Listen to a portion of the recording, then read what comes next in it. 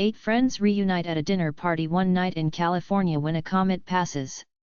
Kevin asks Emily if she wants to come with him on his business trip to Vietnam, and she doesn't say yes. Kevin's ex-girlfriend Lori is also at the dinner, and she wants him back. A power outage occurs. The hosts have some glow sticks that they use for light, and they decide to use the blue glow sticks. Everyone goes outside and sees one house up the street that still has power. When they go back inside, a glass is broken, which they didn't notice before. Hugh and Amir go to the other house to ask to use their phone, and a few minutes later they come back with a box. Inside they find a ping-pong paddle and pictures of themselves, including one that was taken that night, with numbers written on the back. Hugh says that at the other house he saw a dinner party set for 8 people. The friends realize the other house is an alternate of theirs. On a notepad, Emily writes down the numbers from the box, looking for a pattern, but they can't find one. They begin to write a note for the other house. A man approaches the house freaking them out, but he quickly leaves. They find the same note that they have written already pinned onto their door. Emily, Kevin, Mike, and Lori decide to go to the other house to see what's happening. While there, they encounter what appear to be copies of themselves carrying red glow sticks, and both groups flee back to their own homes. Emily's group explains to the others that they met copies of themselves, except the copies were wearing red glow sticks instead of their blue glow sticks. Hugh goes to his car and gets notes from a physics lecture. After reading those notes, they deduce that the comet has created a split reality, and that one of the realities will collapse when the comet passes. The group argues about how to deal with the other house. Mike hysterically plots to kill their doubles before the doubles can kill them. They consider stealing the physics notes from the other Hugh's car to hinder the other reality from getting the same knowledge as them. But Mike decides to blackmail the other house's Mike, to prevent them from getting the lecture notes. It's revealed that Hugh and Amir are from the house with red glow sticks. They take the box and go back to the other house, then the Hugh and Amir with blue glow sticks return. They explain that they found 2 notes at the other house too.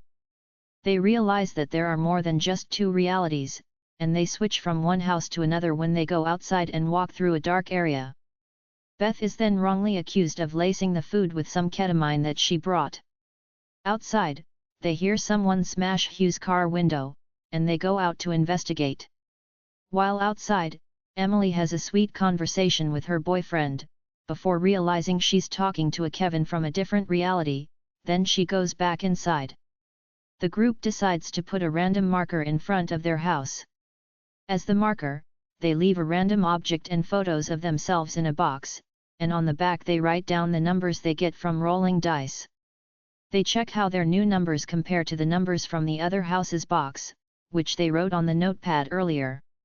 Emily realizes that the numbers written on this notepad aren't the same numbers she wrote on the notepad earlier. When she asks other people, she finds that Lee and Beth are the only ones whose memory matches what's written on the notepad, because they're the only ones who haven't left the house since they wrote the numbers on the notepad.